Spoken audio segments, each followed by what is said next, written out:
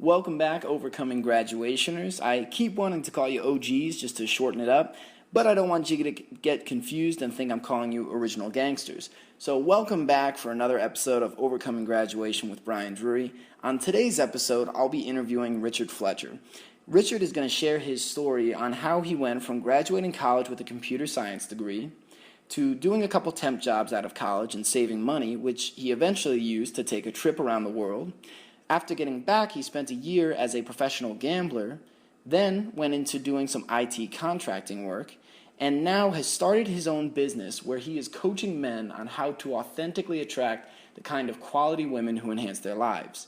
So if you want to hear Rich's advice on how you can attract the types of quality people you want to in your life, and if you want to hear Rich's amazing story on how he's grown from the man coming out of college to the man he is today, you'll need to sit back, put the earphones in, and enjoy.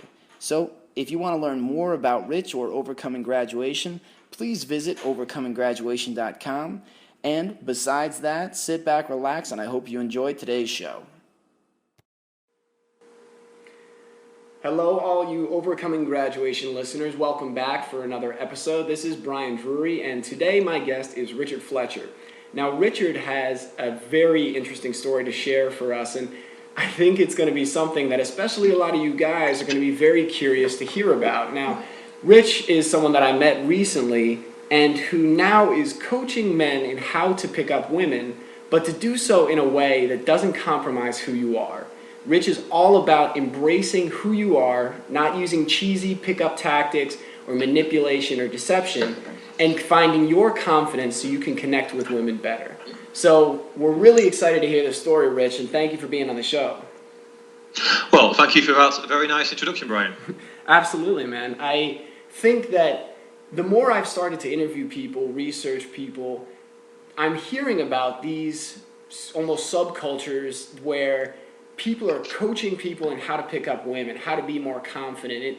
It goes into a whole nother level beyond just the personal development sector. It's a very specific niche. And what's even more interesting is I think a lot of my listeners, the recent college grads, will think that's not a career, that doesn't exist, but yet there are people like you and many others out there doing this. So what I'm curious to hear, because we're definitely going to dig in more on what this is all about, your coaching, how you got there, but I'd like to hear how you graduated from school, what were the thoughts and feelings you had there, and how did you go from being that 21-year-old, give or take kid to who you are now?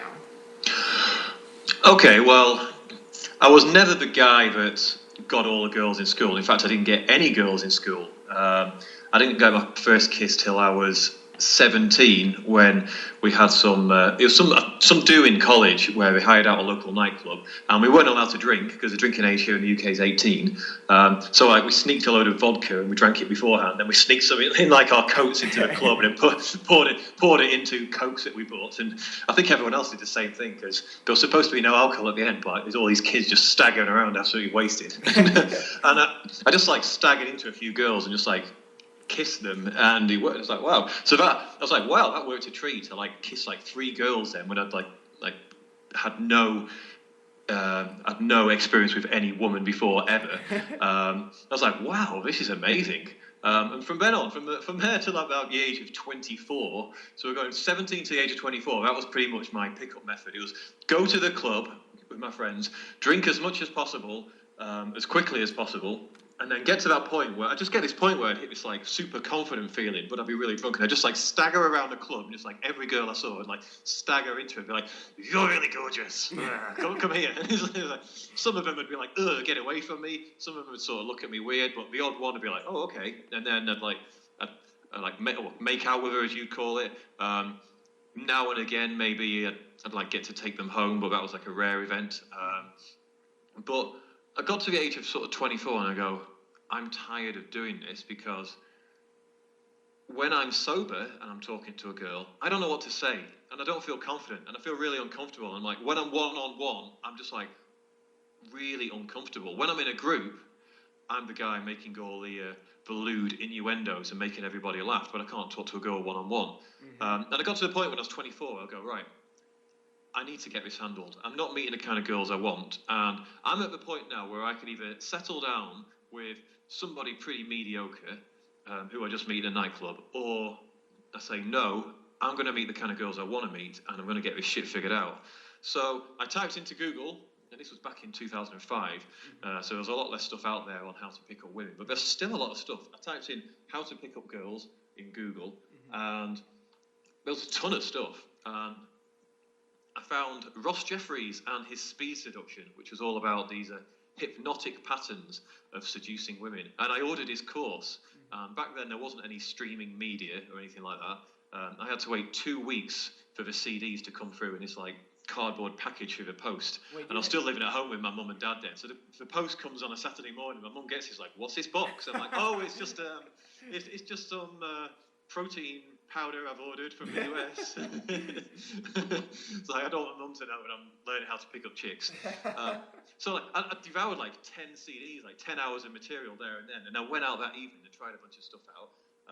I know pursued that for a bit, and I tried some more stuff. I found the mystery method, which is all like routines, and you're now in A2, which means you're in whatever phase it is, which means you have to do this with a girl and then get her to comfort and blah, blah. And it's like, oh my God, it was like a mathematical equation.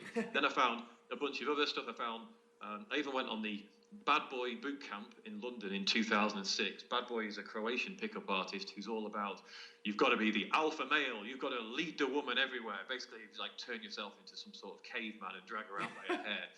I can remember he got us doing this thing in London, sort of early evening. We were in Leicester Square, and he got us doing this technique that he called stop, where you basically you put your hand out in front of you and go stop to a group of women walking towards you.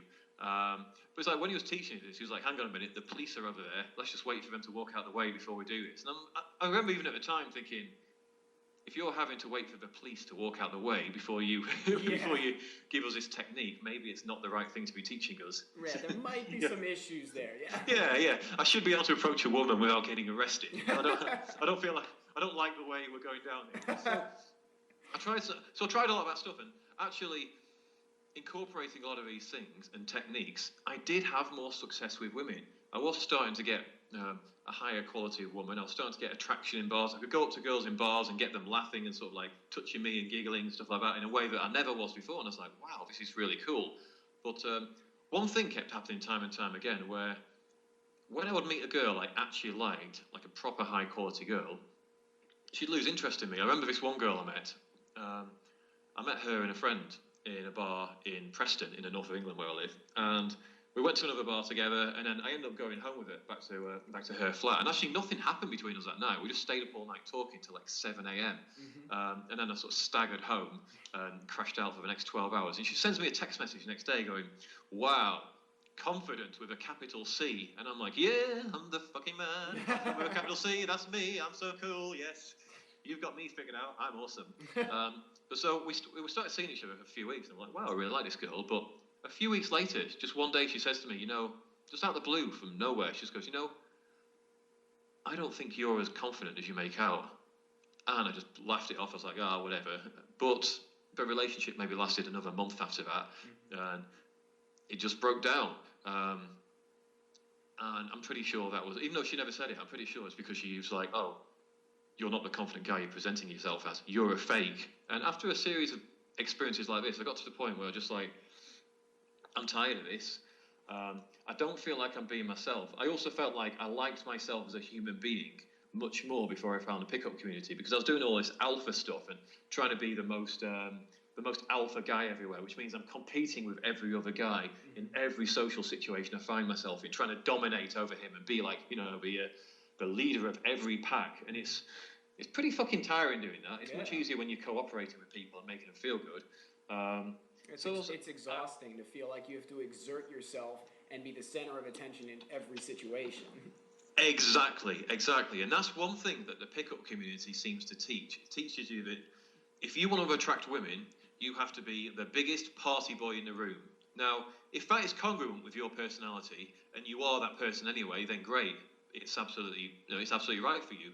But most of us aren't necessarily that person. If you're more of an introverted type and you prefer just to sort of observe first, and you prefer to listen to people and take in your surroundings, and you're more empathetic towards people, and you just kind of like to talk one-on-one with people and you really get to know people, and you don't like small talk as much. Well, the pickup community still says you need to be that person, which means if you start being that person, you're going to feel like you're not being yourself. And every time you go to any social event, you are going to come back absolutely exhausted. And you're going to just feel like you're going to have this constant fear that you're going to be found out. That when women see that you're not actually this super loud, over the top, confident guy, and you're just more chilled, that they're not going to like you anymore and they're going to disappear. So what I wanted to do was find a way of. I wouldn't say I'm even an introvert particularly. I'd say I'm right on the borderline between introvert and extrovert. So I wanted to find a method, if you will, of being able to incorporate my own personality, who I really am as a human being, but still be able to get girls. And plus, when I was in any social situations, I felt like I wasn't comfortable. And this became apparent particularly because when I was just going through this period of learning how to get better with women, I'd always have what we call approach anxiety, which is, I'm sure most guys can relate to this, where you stand in the bar and you see that girl walking, you go, right, I really want to speak to her, but then you get that nervous feeling, you're like, oh my God, and your brain takes over. Like your initial gut reaction is like, I really want to go and talk to her. And I want to tell her how beautiful she is and how much I want to meet her and go, like, where have you come from? Oh my God, you're amazing. But our brain gets in the way and goes, well, hang on, you can't say that. She's going to think, think you're an idiot. You need to come up with the perfect thing to say. I mean, you ever felt like that? Oh my God, absolutely. Yeah, right. And your brain gets in the way, and you start coming up with all these things. Oh, well, I could talk about this. Oh, she's got that interesting necklace on. Oh, she's with a friend there. And, oh, who's that guy in the group? Is that her boyfriend? And oh, well, I don't know. And oh, well, she's probably the kind of girl who has a boyfriend. Anyway, but maybe I should go and approach her. I should go and approach her. But by the time you actually go and approach her, you're in this kind of like weird, tense, anxious state where you're like, I should be approaching you. And of course, you're not going to be relaxed and playful and coming across in the right way. Right. So back to the point. So I got myself a girlfriend when I was 28, and I went out with her until I was 32. So a full 4 years with this girl. And that gave me time because I wasn't out in the bars every weekend trying to pick up chicks. I was just with my girlfriend. And I always thought that I just had approach anxiety to go and meet attractive women. But it turns out I had a fear of, if you like it, a meeting people in general anxiety. Oh, okay. As in, like, the first time I met her friends, we went to this pub and they were sat out the back in a beer garden. There was maybe 10 of them. And I remember walking through and she's leading the way saying, over here. And I remember feeling this feeling of, not nervousness, but this feeling of like, right, I need to be on form here. A bit like a comedian who feels like, right, I'm going on stage now. I need to be on form. I need to be on form. I need to bring your A game beyond. Yeah, exactly. Yeah. I need to bring my A game here. I need to impress them. And it's that feeling of I'm not enough as I am. I can't just turn up to the interaction as I am. I'm not good enough just turning up as I am. And we talked about it before we actually started this recording, didn't we, Brian? Where that feeling where people feel like they need to be perfect all the time. Right. And I felt like I need to turn up, bring my A game. I need to be perfect here, otherwise they're not going to like me. So I have this anxiety, and I turned up and I'm like being really over the top, almost pick-up arty, like joke, joke, joke, cool story, joke, joke, joke, cool story. And here's another thing, da da da. And I thought I was like really cool with them when I went away. I was like, yeah, I did really well there. I impressed them all, but I found out sometime later that they were a bit like, who's this guy? He's a bit over the top. What's this guy's deal? No, who's this weirdo that you've introduced us to, Rebecca? And when I heard about this, I was quite annoyed. I was like, God, I came into this interaction and I made loads of effort to get to know these people, and the other boyfriends there are sat there doing nothing, like fucking chodes, because the pickup community encourages you to call every man who's not in the pickup community a chode. It's like, if he's not approaching every girl in the bar, he's a chode. He's just standing talking to his friends having a beer. What a chode. What a waste, man, if you're not going to be picking up and getting every number in the bar. God. Right, yeah. He's talking, having a good time with his friends. What a fucking loser. He's trying to build up the real relationships in his life and grow as a person, but God, wasting his time. Yeah, he could be 10 minutes closer to getting laid, doesn't he realise? So then there'd be other social situations, like really simple stuff. Like we'd go out for a meal in a restaurant, and it'd be just the two of us. Every time the waiter would come up, or the waitress to take our order, I'd feel this like uncomfortable feeling, like, oh, I need to be on. I need to be perfect again. I can't make a mistake. And I'd have this. You ever done this where you have like the speech rehearsed in your head, where you're like, I'll have the super bidet, please, followed by the steak with peppercorn sauce, rare. It's like, I've got it all planned out in my head, perfect to say, because I can't just think of what to say when he turns out. I'll go, oh, what was it I wanted again? Oh, yeah, mistake, that was it.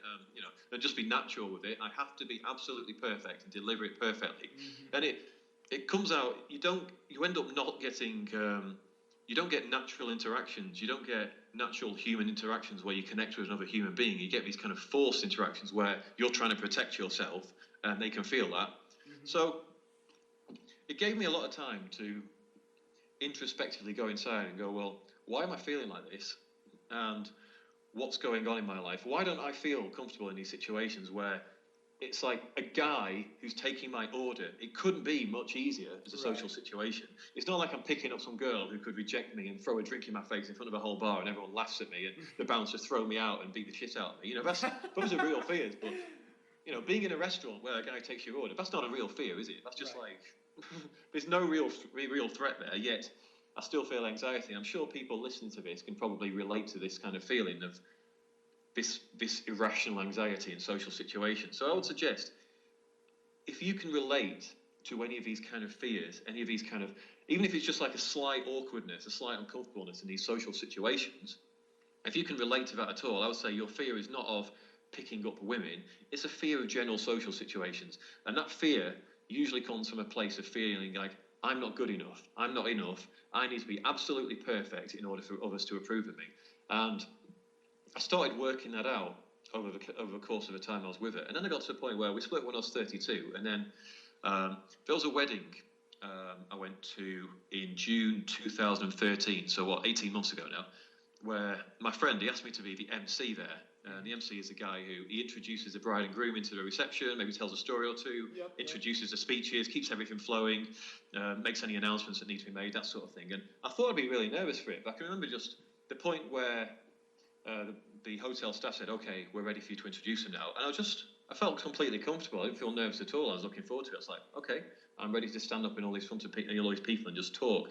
And I was like, wow, I've really progressed in the last couple of years, yet none of it was by doing what the pickup community suggests, which is just keep on approaching women until you feel comfortable. Mm-hmm. I think it's really interesting. There's been so many points in there that it's fascinating to hear, because what's really cool is at this point you're a guy who is coaching men on how to approach women, but you came from a point where you were a guy who wasn't getting any girls. And the thing is, your story, although we we're continents apart, and actually this is the first ever international interview for Overcoming Graduation, which is pretty cool. So wow, I feel honored to be making history then. Yeah, you get the medal, man. It's so many of the things you said, I know, I've felt. And the thing is, I'm a natural extrovert. I love to be out with people, meeting people, making new connections. I very rarely have trouble initiating a conversation. But that being said, when it comes to girls, when you were talking about in college, I just kind of get drunk and stumble into girls. That's a lot of people's strategy. It's like all of a sudden you get a little liquid courage in you, and you go out and you say, oh, okay, now I can talk to him, or oh, if we're playing a drinking game, then it's easier. It's like that's why a lot of those interactions start like that. But right. What was very interesting about what you said is the negative internal dialogue that we have, because I think we all have that, but so many of us aren't even aware. Like, it took me graduating college, learning more about myself, reading, and this wasn't even about pickup. This was just about learning about me. And I found that there was so much negative dialogue. Like, I'd be walking through the mall, and I'd see a cute girl, and I'd be like, oh, wow, she's really cute. It'd be nice to talk to her, to take her on a date. And then as soon as you have that thought, the negative voice pops up and says, oh, well, why would she want to talk to you? And there's no this, and you're probably not good looking enough, and this. And it's just the list goes on, and then all of a sudden you're listening to the fear to the point where you don't take action. So yeah, I think human beings in general, I think it's a universal thing. We are set up to naturally have negative thoughts about ourselves. And I don't know if that's something that we're just born with. Like, some people would say that because our animal brains go back to caveman times, and anyone outside a tribe is a potential threat. So we've got to be like, we've got to protect ourselves, we've got to survive at all costs. So anyone is suspicious. Or whether it's just a product of our school environment, because I think school's a fucking brutal place, isn't it? It's just like the amount of bullying and just shit from teachers, and like anytime you express yourself in class fully, you're shamed for it. It's like, no, sit down, little Johnny, and do your work. Right? Yeah, that's wrong. You're wrong for expressing yourself. Right. Yeah. In school, it's unfortunate because we're kind of in that. I've heard Sir Ken Robinson talk about this, and he says that we have an educational system now that really is almost like the fast food mentality. Let's get as many people in and out as quick as possible, regardless of what we're feeding them. Where he says we need the individualized method. So like you were saying, people are told to stifle their creativity, except here, this is what's important, learn this, and that'll get you where you need to go in life. They're never encouraged, unless you have certain teachers. I can't say never, because I had some great teachers along the way. I had some bad teachers along the way. But the best teachers and the ones who are doing it right, in mine and what it sounds like your opinion, are the ones who are saying, embrace who you are, be who you are, not sit down, shut up, and listen to what I have to say. I completely agree, Brian. I mean, the most important subjects I think that we need to know about aren't even taught in school. We've got social skills, money management, diet and nutrition. And none of that it seems to be taught in school, apart from maybe like the odd sort of conversation maybe every now and then that the teacher might have in one of these sort of extracurricular class where, you know, it's like a throwaway class or whatever. But I think these should be subjects that are actually taught to kids, because these are the kind of things we need to know. I mean, why are so many people obese in America and in the UK? Why do so many people not know how to manage their money or in masses of debt? Why are so many people socially anxious? This stuff isn't taught to us as kids. No. What is taught to us is calculus and the definition of osmosis. You know, when I did my bio, I think the school system is stuck in the past of they teach us a bunch of facts which we have to memorize, and then we regurgitate and we just like vomit them out on the exam paper. Osmosis is the diffusion of partially solid blah blah blah whatever it is. I got an A for biology just by regurgitating all these facts. But right. if you actually asked me to tell you what they meant and how to apply it in a real life situation, I wouldn't have had a fucking clue. Mm-hmm. Now, what use has that been to me in my life in the last 20 years since I left school? Pretty much fuck all, to be honest. Nothing. Yeah. What would have been useful if it taught me some social skills, if it taught me how people interact with each other, how people think, how to behave in social settings, how different people are, and then maybe done some workshops. That'd be awesome. But I mean, not to go off topic by ranting about the school subject, the school system here, but it does, for people, from your main listeners, who are obviously people who are graduates or about to graduate, they're a lot closer to the school system than me and you are. Mm-hmm. And I'm sure hearing that, you can probably relate to the school system where it's taught you all this stuff, but you may still be in the position now where you're like, well, I don't feel like I know enough about these important things in life, about how to deal with groups of people and how to talk to people individually. Yeah, and what I think is a really key point, there's a quote that I love that my dad told me, is he saw it on Facebook, someone just posted it up, but it said, the best teachers will tell you where to look, but not what to see. And so, rather than having a teacher that says, like to your example, calculus, right? This is important and you need to learn this. Then a student goes, why? A student which is a perfectly reasonable question, is how many of us truly need calculus in our life? And the teacher just goes, well, it is because it is. And I mean, I loved when you said, these are the things we haven't learned, because that's what overcoming graduation is all about. Because we have a generation now that, my age, the kids that are younger, are learning less and less about social interaction because our society doesn't demand it anymore. When you were younger, if you wanted to go on a date, you actually had to walk up to her and say hi, and then you had to go to her house and potentially meet her dad and be terrified. It's like, you couldn't just text her from the car and be like, I'm outside. So as we get more inundated with technology, people are forgetting more and more and learning less and less about how to connect. And when people that are in college who are graduating are asking me, I've worked in 2 Fortune 500 companies, I've worked in international business, I've been doing lots of traveling. They're like, what's the most important skill, right? Is it Excel? Do I have to learn this system or that? I tell them, learn people. That is the biggest thing. Yeah. Learn how to interact, learn how to communicate, learn about yourself and who you are and what your gifts are. Embrace that and then let that take you, because the more genuinely you can be you and connect with people, I mean, nothing can stop you if you either master or work towards those two things. I completely agree. I would say probably the most important skill you can learn is learn how to give value to people. Yes. Each person's definition of what value is may be different to them. So if you can talk to them and figure out, well, what is value to you? So in the context of women, some women, each woman's different and they're going to want different things in a guy. If you can figure out what's value to her without going, so what do you like in a guy?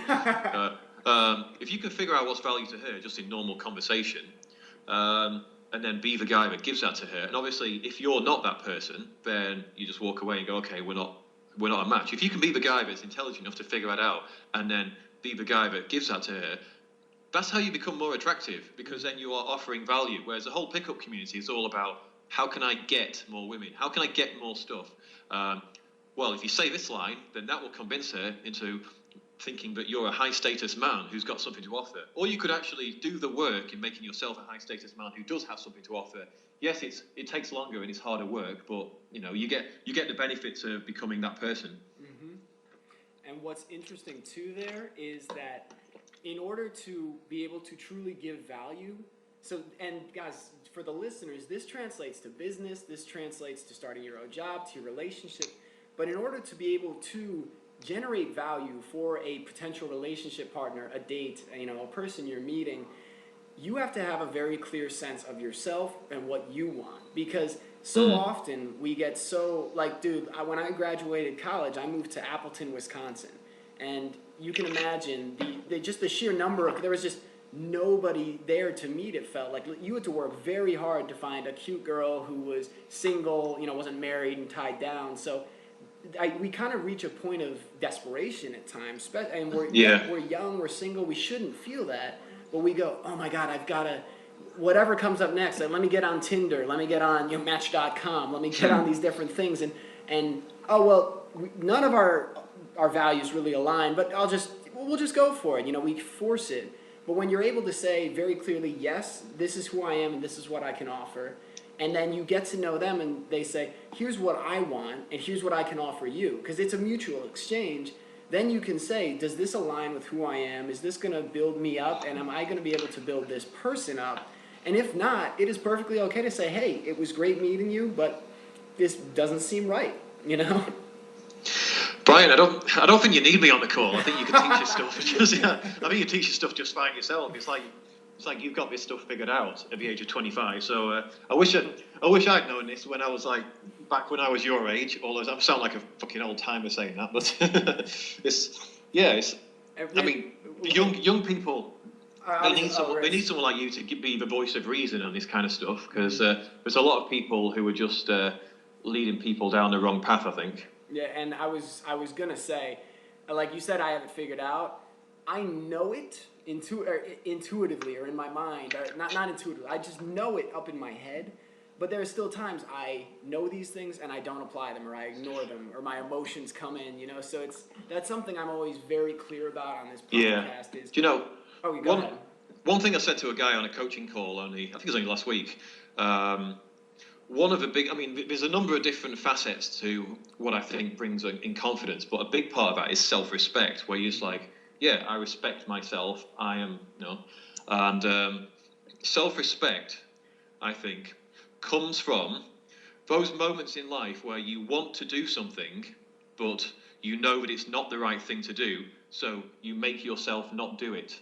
And vice versa, where you know that where you don't want to do something, but you make yourself do it because you know it's the right thing to do. And every time you do that, every time you have a discipline to make yourself do that or not do that as appropriate, you get like a little, you get an extra $1 in the bank of self-respect. and every time you don't do it, every time you violate your core, basically it's what's in line with your core values, essentially. Right. What you think is right. And every time you don't do that, you lose $1 from a bank of self-respect. Yeah, and I mean, I love that analogy, because I think so many of us, or so many people, are in massive debt. It's not that they're low on funds, it's that we have beaten ourselves up psychologically and in terms of our self-confidence all our lives, and we wonder why we can't muster the courage to go talk to someone. And as you gave that example, I was just thinking about workplace, that one of the biggest lies we're taught, or one of the biggest lies that people kind of have in their mind when they leave school, is that oh, once I get into the workplace, I need to be this different person, Mr. Professional. I'm professional, Brian Drew, Yeah. and I come in and I use words like ROI, and I'm going to be talking about leveraging these business contacts, and all of a sudden, people start talking about work me and real me. Like, Yeah. guys, that is bullshit. Like, real life is happening whether you're at work and whether you're not. And so when I started my first job out of college, I started to feel that. I started to feel that sense of, I need to, and just like in the pickup world, I need to put on this mask to be accepted, to be liked, to be trusted. And then when I stepped back and I started looking into personal development things and growing myself and putting dollars into my own bank of self-confidence, I started to realize that was all bullshit, because when I was vulnerable, when I was genuine, when I was not afraid to say, I don't know, all of a sudden my business relationships became stronger than ever. I was delivering better quality work. And then, like so many other things in life, one thing I found really fascinating about the game was so many of these guys got into the pickup community to get girls, and then they found that as this confidence, they invested in themselves. As that grew, other facets of their life just seemed to get even better and better. It's amazing how when you invest in yourself in one area, you're investing in that self-confidence, putting money in the bank, and all of a sudden, it's like you're a new you. Absolutely. I couldn't agree any more with that, Brian. It's because you start off. I sort of say for a guy, getting laid is kind of like it's kind of like air. You sort of when you've got it, you don't really think too much about it. It's not that big a deal. But suddenly, when you've run out of it, it's like, oh my god, this is the only thing I can think about in life. This is the most important thing in the world right now. So it's kind of all you can think about. Like when you're that young guy and you're not getting any girls, you don't really want to hear about investing in yourself. And if you spend the next 10 years working on your self-respect and confidence, then you can get some girls. He's like, just tell me some lines so I can get some pussy, dude. Right, yeah. How can I get laid right now? Yeah.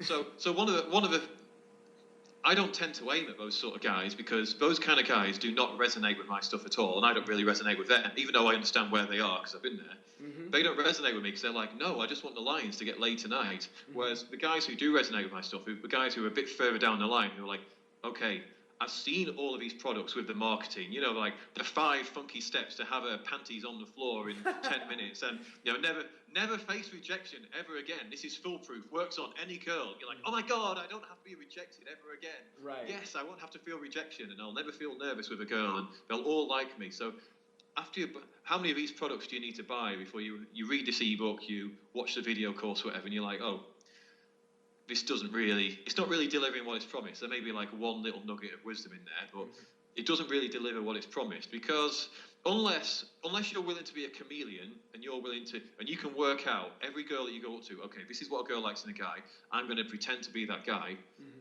You can't possibly get every girl. You shouldn't want to. You should be comfortable with being rejected, and that's what I say to guys.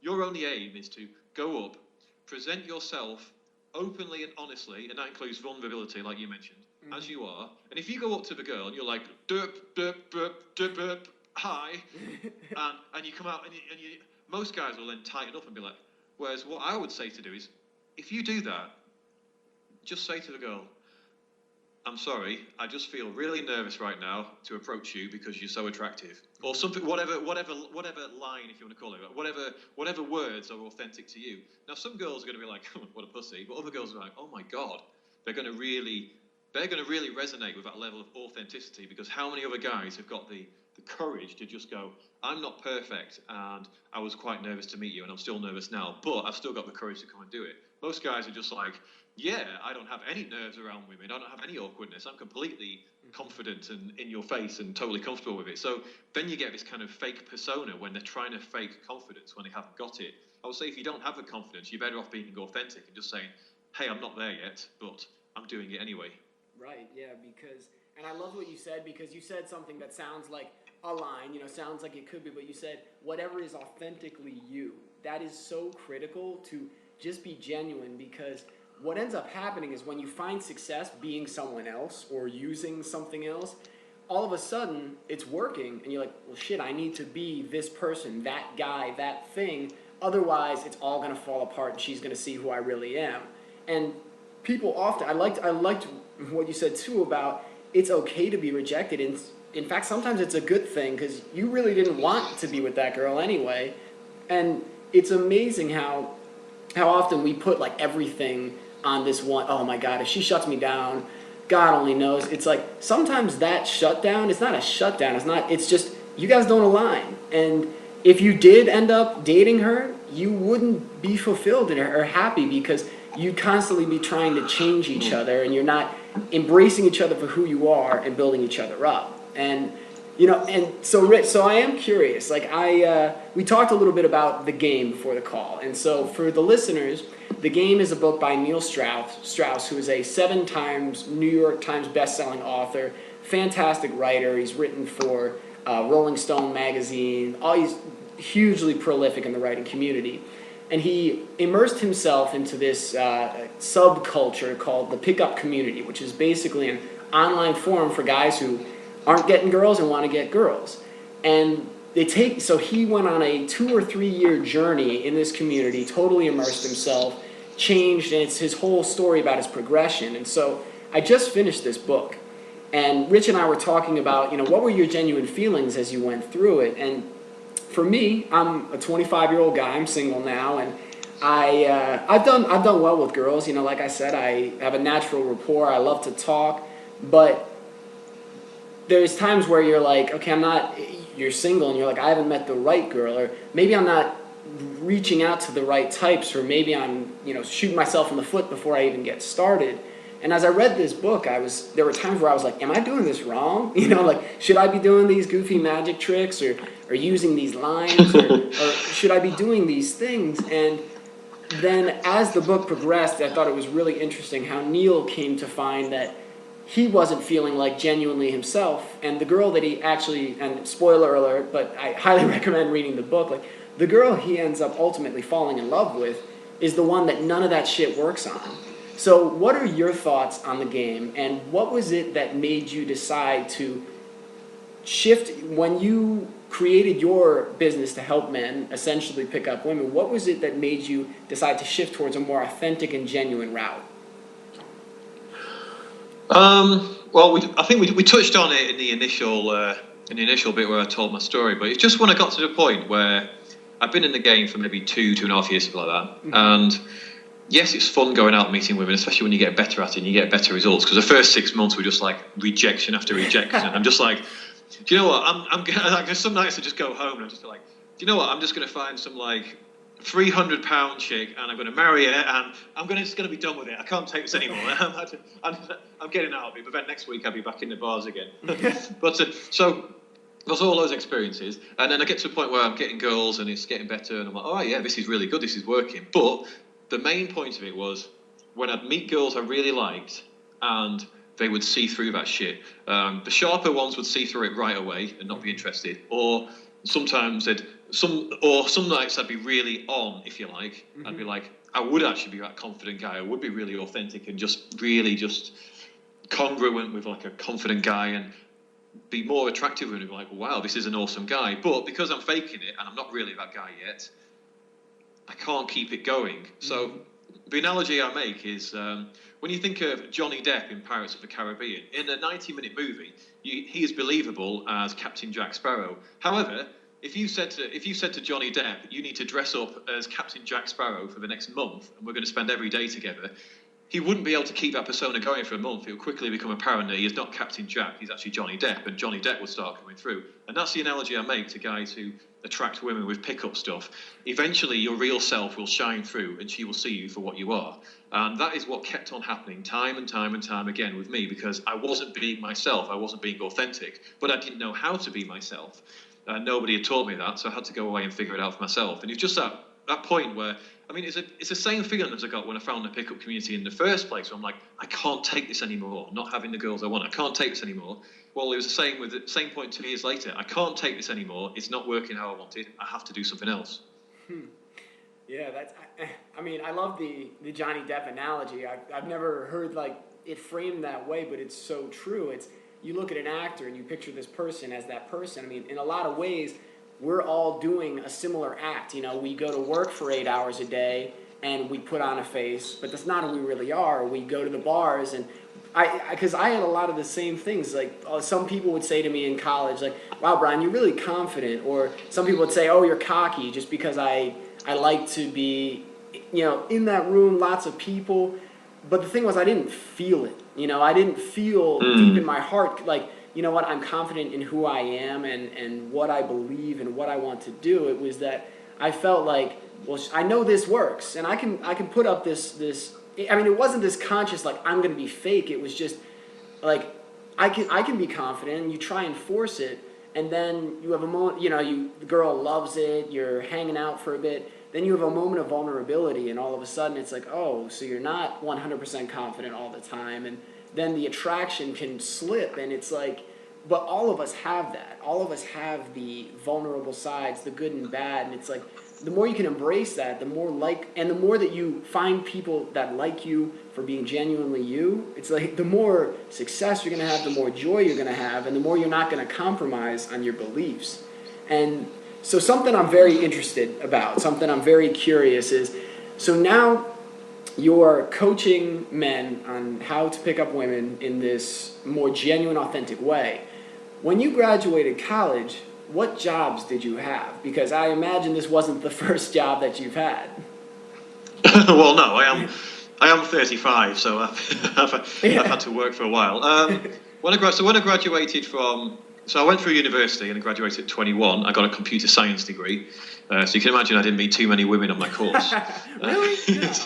And the ones that were on the course weren't like they were more masculine than most of us guys were.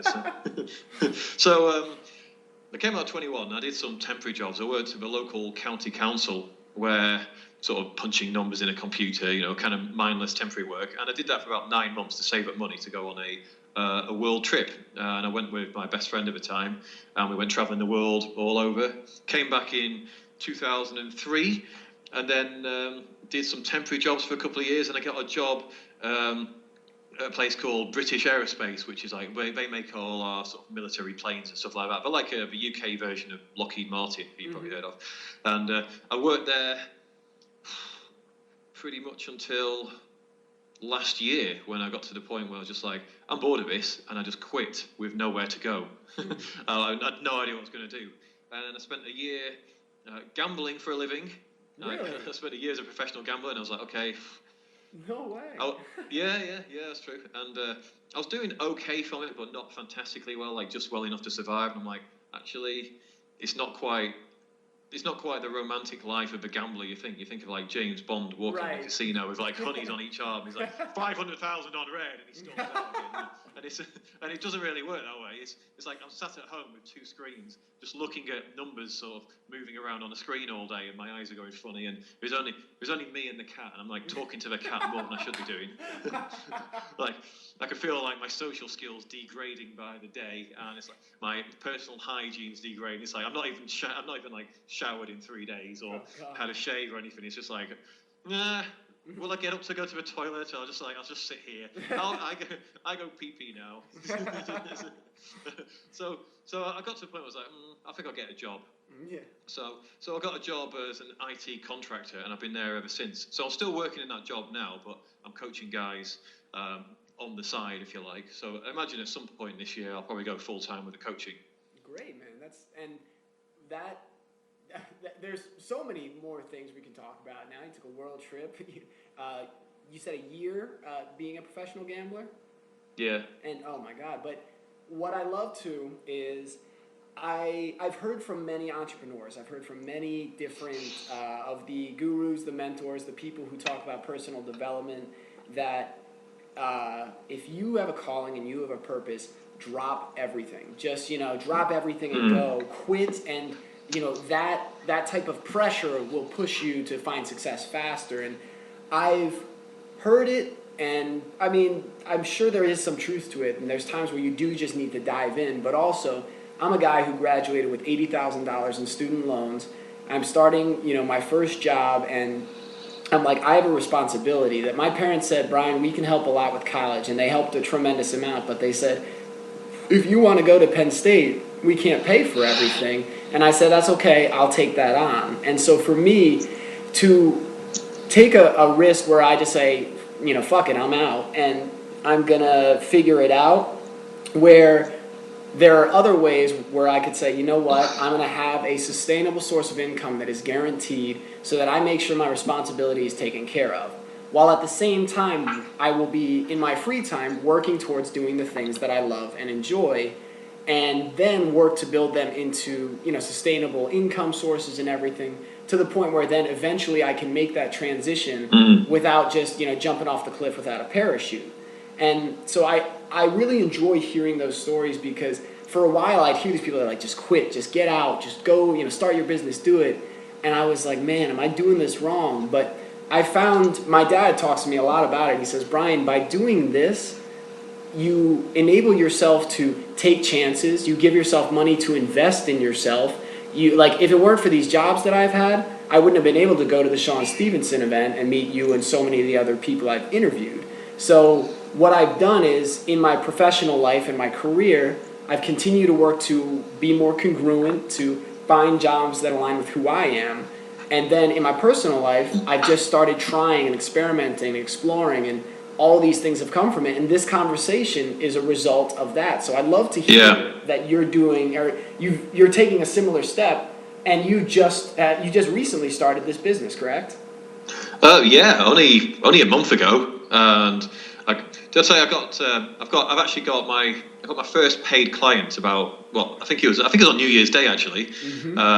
So yeah, my YouTube channel's been going. I think it's not even a month yet, so things are really fresh. But you know, I've coached a few people now. I coached a few people for free just to kind of get some testimonials going, and now I've been hammering YouTube. I think I've got 40 videos on there already. I'm starting to get, you know, subscribers. It's starting to get people commenting on my videos, and the comments I get on there are really kind of heartening. Like intelligent guys who actually write properly, who say your stuff is. There was one guy who said, I think yesterday or the day before, in one of my videos that I really liked. He said, the thing I like about your videos is you're just really emotionally honest, and that's how I think you should be with women.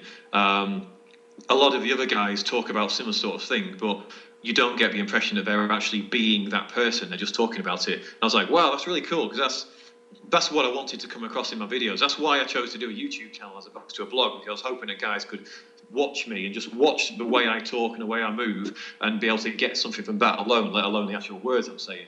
So I'm pleased that things seem to be going that direction. It's still very much early days, but it's a bit like we said. I've done quite a few internet type businesses before, like set things up or whatever, but it's never really worked out. But it never felt like my true calling before. I never felt like I was in line with who I am as a person and what I'm here to do. It was more like, I just want to try and make some money. And I think there's an interesting parallel there between my early days of trying to pick up chicks. It's not really who I was just trying to get some chicks.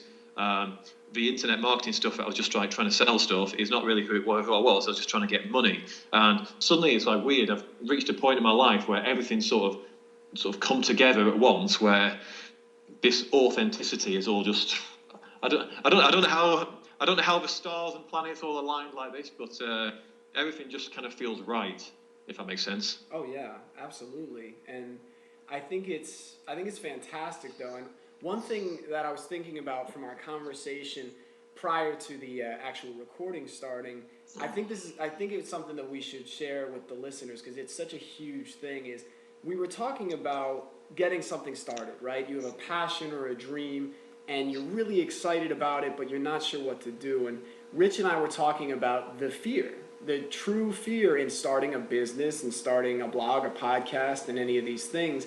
And we have this natural kind of doubt inside of us. And for me, it was, who am I to tell people how to overcome graduation? I don't have all the answers. I don't have it all figured out. I'm not some master. I don't have a degree in psychology. And then through conversations with people, through a lot of introspection, it became obvious that that's actually a blessing. Through going to this event at Sean Stevenson, we talked about how being vulnerable and genuine allows you to connect more deeply with people. So for me, it's, listen, I don't have all the answers. I don't know everything. I'm not even close, but I'm taking steps and I'm going on this journey, and I want people to come with me.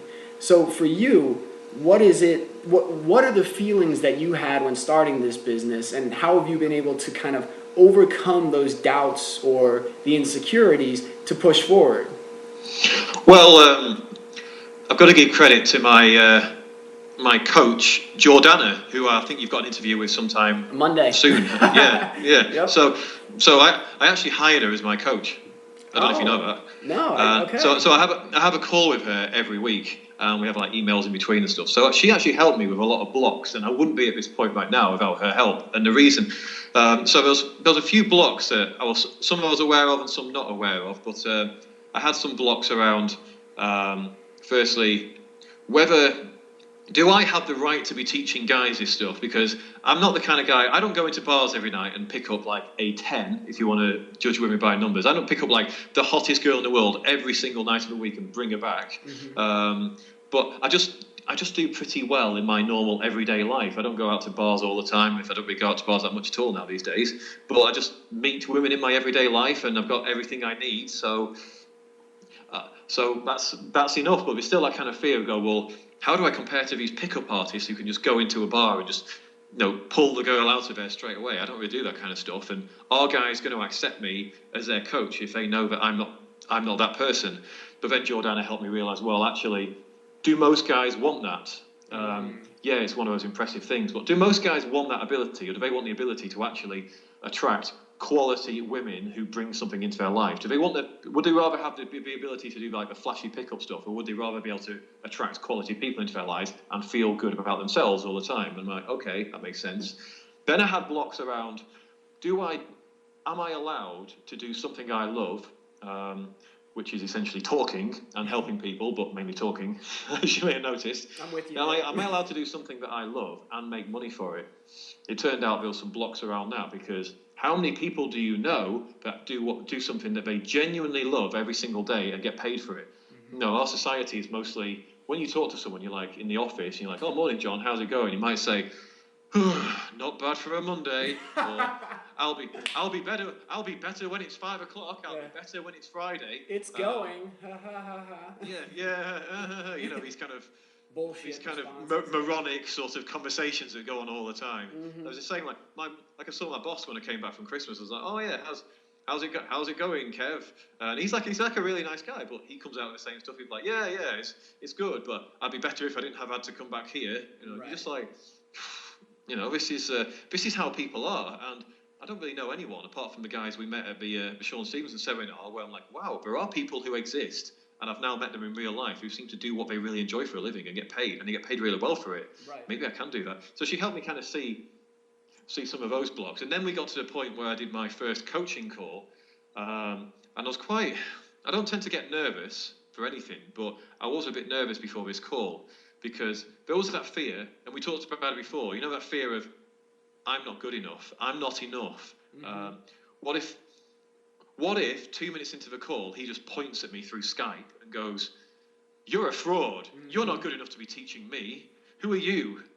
And of course that didn't happen. And what happened was, I coached him, we had a really good call, then I coached him again, and in the second call he's like, wow, I've had a really big breakthrough here, and this guy's like not going to be the same again. I'm like, wow, I was able to do that in just 2 calls and some emails in between. Now, granted, this guy was relatively advanced to start with. I'm not saying that you get that kind of result if you're like this kind of crumbling wreck who's hopelessly insecure, who can't talk to another human being, but that just gave me the confidence to go, I can coach other people. And then from then on, it's just each call I have with a different person, you just become more and more comfortable with it, and you start to solidify into going, I'm not pretending at this, I actually am this coach person who can do this, and I'm helping people, so I deserve to be paid well for it. And you just start, in the space of a month, I've changed from that one mentality of, who am I allowed to do this, to go, this is who I am. That's awesome, dude. That is such a great story, and what I love is that, like we talked about before, I said I had a friend of mine who said to me, Brian, you seem to have no idea what you're doing, but you keep doing it anyway. Yeah. It brings good things into your life. And, that's when I started my first podcast, when I started writing a book, when I started learning Portuguese, and all these things. And by just starting, it's amazing how you get that affirmation and that understanding of who you are and what you're meant to do. And for you, you said, all right, maybe I wouldn't have had the same results with someone who's hopelessly insecure. I know you can. I've seen the stuff you put up, and I really enjoy it because of its genuineness, its authenticity, but also you put your heart in there and you genuinely care about people. It is so easy to see the people that are businessmen, that are online, that are selling you something, that could give a shit about whether or not you get results. They just want your money, so they use scare tactics. They try to make you doubt yourself, make you feel insecure. I know that through doing your work, through growing, you're going to be able to impact a lot of people and do really transformational work and create connections with them, but also help them connect with people in the world around them, which is something that is so, maybe the most critical thing we can do in life is connect and bring value to people. You're already doing it, and I feel the more that you do this, man, it's just going to expand and explode. So I'm really excited that you've got this started, and I give you a lot of credit for going for it, even through all your fear. Well, thanks, I appreciate it, Brian. Yeah, that's nice to hear. I mean, one thing, if you've ever looked at other people's videos online, and this isn't to go, I'm great and they're not, because there's a lot of people providing good stuff, but I like the videos. There's a guy I watch online called Spartan Life Coach. He's actually a guy from Liverpool who's about an hour down the road from me. And he talks a lot about sort of various conditions like narcissism and all this kind of stuff, and post-traumatic stress disorder, and various other sort of human conditions and disorders. And it's really interesting, but the way he talks to the camera is like, his production's not perfect. He doesn't do any video editing. He just talks to the screen, and like if his phone goes off in the background, he's like, oh shit, my phone's going off. I'll just go and turn it off. And he comes back again. He doesn't edit it or anything. And if he stumbles over his words, he's like, what was I saying again? Da-da-da. Okay, yeah, back in. And that's how I want to be.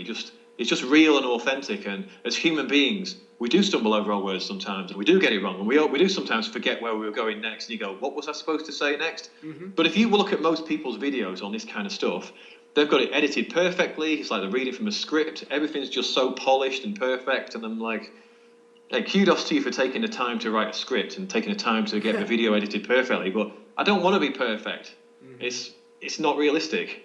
Right. It's not genuine. And as people, like we talked about being genuine earlier and authentic, it is so much harder for someone to connect with a person that says, like through the recent struggles in my life, through losing my mom to cancer, I found that as hard as that was, as tragic as that was in my life, to lose the most important person in my life, I've been able to connect with people more, people I never would have had a reason to connect with before. And through that, we're able to help each other, even if it's just venting, even if it's just talking about the rough day that we're having. And so by you being authentic and then, watching your video and seeing you, and by the way, you're very polished in your videos. You speak very well, so you're not giving yourself enough credit. But thanks. But, by just being authentic, all of a sudden people go, well, he messes up, and look, he's still achieving this success. He's still starting this business. He doesn't need to be perfect to do this. And all of a sudden it poses that question in their mind that, well, if he can do it and he's not perfect, why can't I? Which is so empowering for people. That's it. I mean, me and you we're delivering a similar message: is take action in spite of the fact that you're not ready. In spite of if you've got all the information, you figured out what you're going to do. Okay, I want to do this. Just fucking do it, because you'll never be emotionally ready to do these things until you've done them. Because when you're starting something new, that thing we talked about before about the brain protecting you from new things, from new people, mm-hmm. It protects us from new experiences as well. Go, well, this could be dangerous to me. Am I going to survive through this? Let's just stay in my little box and stay safe. I know I'm still alive if I do nothing. Right. So, and that's, we all have that fear. It doesn't matter how polished and how evolved we are. I still get that shit starting new stuff. You still get that stuff. So, mm-hmm. Your listeners to this call, but we are no different to the listeners. I don't want to present myself as some guru sat on top of the mountain where I'm so wonderful and I'm so great and I know everything and you're useless. And if you buy my $47 ebook, then you'll be fixed by the time you read it. Because it's just bollocks. It's just not true in the slightest. Oh, geez, I love it. And the listeners, you said bollocks. They're like, oh, listen, oh my God, the English accent, it's so nice. but it really is. It's so true that that we get this idea what those type of people, the people with the gurus that I hold the magic bullet, the magic thing that will heal you and fix you, it implies that you're broken. And the thing is, as broken as you may feel, as broken as a person may feel, we're not broken. We're just human. We're just enduring good and bad experiences, the ups and downs of life. We're trying to get through, connect, and make an impact on the world. And so those people who make you feel broken or make you feel like you're not good enough and try to sell you something, ignore their shit. Don't even think about it, because you need to find mentors and people like Rich who are going to tell you, take action. It'll never be the perfect time, so just take what better time than now, but do so in a way that is genuinely you. And in order to take those real steps, you need to know yourself, and like we said earlier, know what you want to say yes to and what you need to say no to. Because being able to say no to the bad shit is going to be so critical for your success and your growth. So, Rich, this has been so much fun, man. This is probably going to be my longest interview yet, but I've been loving it. But that's my fault, because every time you ask me a question, I think I went on for 10 minutes. Oh, well, it's great. See, I love to let people talk about. I like to bring people on to talk about things they're passionate about, and to bring on people who are working on their purpose, because your excitement and enthusiasm is this unbridled energy that comes from doing what it is you love, and something that you know will impact people. And so that energy is infectious. I mean, it gets me excited. I'm sure the listeners are going to hear this and go, I need to get to richardfletcher.org and look at his stuff, because it shows people that, I think, to the point that you talked about, like people just kind of roll out of bed, go to work, stand by the water cooler and have the generic conversations. Most people don't even believe that it is possible to do something that they love every day. That sounds like a myth that exists in the movies, right? Like some happy ending movie, but people go, well, this is real life. That's not Hollywood. Like you said, we went to this event and we met all these people who are doing what they truly love. And now when you see that, and you also see they're not perfect and it's not always great, but they enjoy their life so much more because they're doing what they're meant to, it's empowering. Sometimes you just need to see one person who's doing it. Absolutely. Do you know, the one thing I took from that event wasn't all like the great speakers and all the information we got. It was meeting all these people who do what they love. Because before then, I don't know if you've ever felt like this, Brian, but I've had this thing in my head where I've been like, well, I know somewhere in the world there's people doing what they love and they're making a lot of money from it. But those people, they're not me, and they're people somewhere else, and they're cut from a different cloth. They're better than me. They've got all these skills that I could never have. But then you meet these people and you're like, oh, this guy over here is doing this, and he's younger than me, and he's no more socially capable than me. He doesn't seem any more intelligent. He just seems like a nice, cool, guy who's got his shit together. But he's not like, you expect that you're going to be meeting Superman, who's like, who's like got, level 100 for everything. And he's like, if it was like some sports computer game. But it's not. These are just normal people with flaws, just like you and me. And I just go, then you kind of go, well, if he's doing it, why can't I? And that's one main message that you touched on before, that I want to get across to guys. That if guys see me and go, he's just a normal dude. He's not perfect. He's not like amazingly amazing in any way. He's not like, he doesn't. No, I don't look like Brad Pitt. I mean, I'm not like the worst looking guy in the world, but I'm not the kind of guy. Women don't tend to approach me sort of in bars and stuff like that. I normally have to make the initial introduction. So I hope guys can see him and go, yeah, he's a normal guy, but he's not polished, but he can do it, and he can act in spite of his fears and his insecurities and all the rest of it. So maybe I can do it too. Right. And what's so wonderful about that as well is, in your whole message about being genuine and what we perceive to be attractive, right? Like, I mean, we see magazines, we see all kinds of stuff, how to be sexier, get flat abs, how to attract women. You see it, you just get this stuff thrown at you nonstop.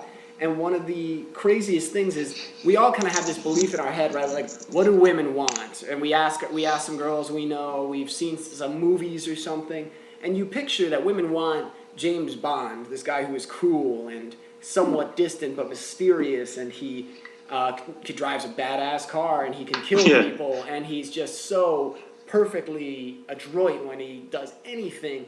And we get this idea that we have to be somebody else to be attractive, whereas what you're teaching is, dude, if you like video games, great. You know, if you're a nerdy guy by just like your habits and the things you do, that's great.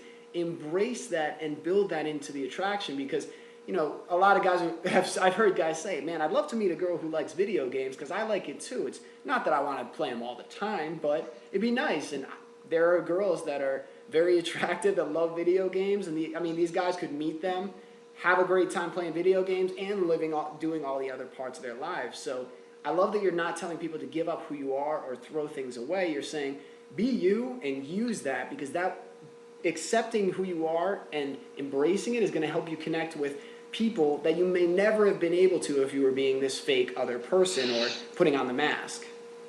Yeah, I mean, one thing, I've got by the way, there's a shameless plug alert coming here, so apologise for this, but on my website I've got a free PDF called 5 Simple Steps to Magnetic Self-Confidence. That's it. The five steps to self-confidence. Yeah, I noticed you signed up for that just before the call. Mm-hmm. And one of the steps in there is to actually figure out what kind of woman you want, what's perfect to you. And it's like a list of loads of different qualities. Like, do you want it to be this? Do you want it to be that? Do you want it to be this? Do you want it to be that? So it's like you're creating your perfect woman. And then you actually sit down and go, well, what does she want in a guy?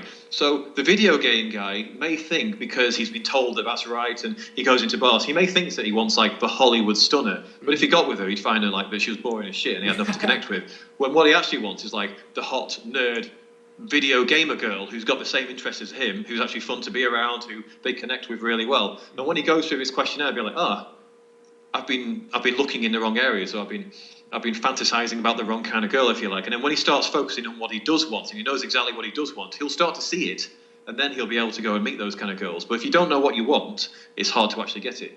Yes, that is so true. And don't worry, man. Even I was gonna promote you even if you didn't yourself, so it was gonna come either way. But so all right, man. This has been so much fun, and I always like to close out with this question because I think it's great to kind of wrap up with you sharing your main message or the things that you would tell your younger self. So the way I like to pose the question is, if you could go back and talk to your 21-year-old self, and as promised, there's the train almost every episode. I'm going to name it. Sooner or later, I'm going to name the train. That'll be a character. But so if you could go back and talk to your 21-year-old self with all the knowledge you acquired now, what would be the advice you would give to 21-year-old Rich?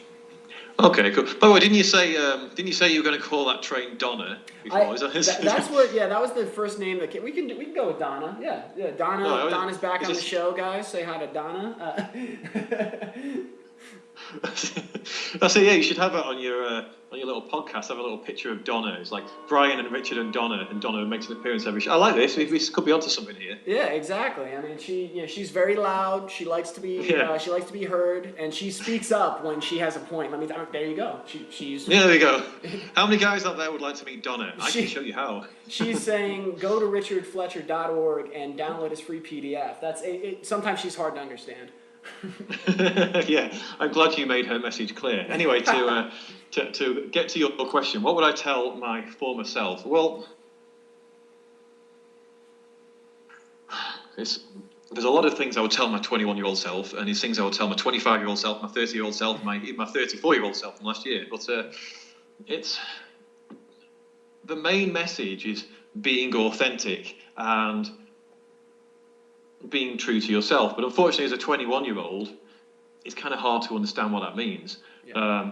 So actually what I would give my 21-year-old self is, I would tell him, get out of the mindset of trying to get stuff all the time. So if you're trying to get money, if you're trying to get girls, if you're trying to get approval from people, get more friends, get a bigger house, get a nice apartment, get a nice car, get out of that mindset and figure out how you can be a person that gives to the world, because the world is full of people who want to get stuff, who want to take something from you. If I make the analogy of a salesman, if you go into a store, if you go into Best Buy or whatever, and you're looking at flat screen TVs, and you've got an idea in mind of the kind of TV you want. Now, people love to be sold on stuff, but they like to be sold in the right way. What they don't want is some sleazy salesman coming up to them and just not listening to what they want and just trying to sell them the most expensive TV in there because that's what gives him the most commission. That's how I kind of see most guys trying to pick up girls. They're just like, they're not interested in what the girl wants. They're not interested in what's best for her as well as what's best for him. They're just like, I want to get laid, come home with me tonight. And they're not interested in what she gets out of all this. So I would advise going from that getting mindset, like the salesman, and being the salesman who approaches the guy and he's like, so I see you look at TVs there. Are you interested in anything specific? What kind of needs are you looking for? And then he might say, well, I don't want something too big, just something that's going to fit in my bedroom. But I want something that's got a DVD player, but I don't want it to have this, I don't have that. And then the salesman listens to exactly what he wants and really pays attention. He goes, okay, so what you've told me you want is, you want something you can put on the wall in your bedroom, it's not too big, it's got a DVD player, blah, blah, blah. This is a TV for you. It's not too expensive. We've got more expensive TVs over here, which I get a lot more commission for selling you, but this is exactly what you asked for. And then the guy's happy, the salesman's happy because he's made a sale, the guy's got exactly what he wants. It's a win-win deal, whereas the other deal is a lose-win deal. So encourage guys to go, how can everything you enter into become win-win? That is just a perfect message, and I love the way you phrase it, because for the guys who are listening, and even for the girls, I mean, it goes both ways. A lot of times we go, oh, guys are the only ones approaching, but girls approach, it's, all the time. There's no standard convention, but as a guy, I can speak to it, is if you walk into a party and you see a girl, you walk into a club, and your first thought is, I'd like to take her home. I want to get that, I want to tap that, whatever. You're like, she's so hot, I need to have sex with her tonight, or I need to hook up with her tonight to feel validated or to feel like tonight was a good night. Try and shift your mindset. What I'm going to say is, because when you put that on you, there's this pressure. In the conversation, you're not listening to her at all. You're not in the moment. You're just like, how can I get her home and undressed? And so when you're able to not look at her and go, what can I get, to Rich's point, instead go, I'd really like to talk with her. That's it. Don't set expectations. Don't set it will be a waste if she shuts me down. Just say, I want to talk to her and see where it goes. Because maybe you meet her and you're like, you know what, she's hot, don't get me wrong, but we have nothing in common. Or maybe you go, wow, this is great, you actually connect. I mean, you might go home, who knows, but don't put that pressure on yourself. And also, don't be looking at the woman as an object. It's, when you're looking in that acquiring mentality, she is the thing that's going to give you what you want. It's an object that is going to help you get off and move on, or whatever, or just feel validated as a man. Take that pressure and that stress off yourself and look at women in a way that's respecting them and respecting you, so that you can say, I want to talk to, connect with, and get to know another person, and then take it from there. And trust me, God, the reason I can speak to this is because I bought into those mentalities. In college, I was like, I just need to meet and hook up with and just go home with girls. There's still time. I'm not saying it's like I'm so past that and I'm at this next level. I go out, I drink, I get drunk, and I'm like, I really need to hook up with someone. It's still, a very real thing. But what I found when I've done that other route, when I've gone to respecting, communicating, and just looking to connect, you tend to have so much more fun. You get to know people better, and all kinds of other great things can come as a result. Yeah, you said it really well. I mean, the one point clear point I took out of that was the guy's going up, and all he can think about is his agenda. This is what I want. How can I get there as quickly as possible? Yes, that's fascinating that you've told me this, but whatever. Let's get to what I want as soon as possible. Right, come home with me. Come over here. Let me get your. I need to isolate you from your friends, because your friends could pull you away from me. All that kind of stuff. And it's sort of, there's no thoughts on what her agenda is. Now, I'm not against having one-night stands. I mean, I've had enough of them myself. I can't exactly be judgmental about that. But what I am against is the whole thing where guys try to trick women, or guys tend to think that women only want relationships. So they'll go up and they'll present themselves as the guy that wants a relationship to get her into bed, and then afterwards it's like, ha ha ha, fooled you, see you later. Yeah. Whereas it's like, women are just as sexual and just as horny as those guys are. It's just they can't, or most of them can't, display it as openly as we are, because obviously they're judged much more harshly for it. So what I would say is, get used to speaking your truth. And if your truth is, look, I don't see any future for us long term or anything. I don't think that's going to happen. But I'd really like to take you home tonight. Mm-hmm. But then we're not going to see each other again. I just want to make that clear. And if you're if that's not for you and you find that really offensive, then I respect that. But I'm just putting it out there. If you say that to a girl, you might get less girls than if you went around the trickery method, but you get more self-respect and you get the respect of her as well. And some girls are going to go for that. Some girls will be like, yeah, I'm horny tonight. That's cool. Because the thing the girl doesn't want, it's not that she doesn't want to have sex. It's that she doesn't want to feel used and she doesn't want to feel judged. She doesn't want that feeling of like, oh, I thought that the guy liked me, but it turns out that he was just using me for sex. Then they go away and they feel shit about themselves, and their self-esteem's in the toilet and all that. And they're like, right, I'm not doing this again. So they build up this kind of this wall of going home with guys. Whereas if a guy's completely honest and say, look, it is just going to be a one-night thing. Well, his agenda is now laid out on the table, and she knows that she's not being tricked, because if she goes home with him, it's like, well, he's told her. So it's completely up to her. And I mean, that's exactly how I tell guys to present themselves to women. This is who I am as a person. This is what I'm offering. This is what I'm all about. If you like it, then great, let's talk. If you don't, then hey, I respect that as well. Off you go. Right. It's so much easier than trying to play the game of going, what does she want? What's the best thing to say?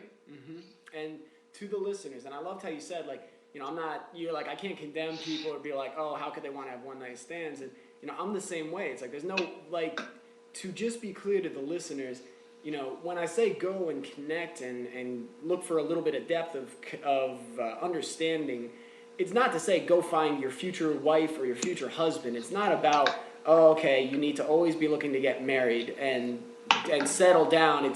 That doesn't need to be your goal. There are people who are happy dating, being single, having one-night stands or hooking up with people. Embrace whatever it is you want to do, and to Rich's point, be genuinely you, because I'm a guy who, there are times where I'm like, yeah, I'd really like to meet a girlfriend and settle down for a bit, and other times I'm like, I want to meet some girls and see what happens. And be genuinely you. Don't be afraid to embrace it, and then be honest with the people you're meeting, because it's going to save you and them a lot of wasted energy and headaches and just kind of nonsense. Right, I'm not some flowery guy who's like, men and women should just get together and be together forever and ever, and the stars and planets should align, all that kind of bullshit. It's like, I'm a realist, and as human beings, sometimes you go, God, I really want to connect with someone. I want to spend an evening with someone and just talk to them. And other times you're just like, I just want to put my dick in a warm, wet hole. That's just, to be extremely crude there, but that's how you feel sometimes. You're just like, I just want to get laid. So, and there's nothing wrong with that, because that's how we are as human beings. We're all animals, and we are programmed in a certain way. So there's no point in feeling shame around that. There's no point in trying to deny it. It's like, that's how I'm feeling right now. So if you go out and you meet a girl and you're in that state of mind, there is no shame in, there's no problem with communicating that to a girl. And some girls will be like, wow.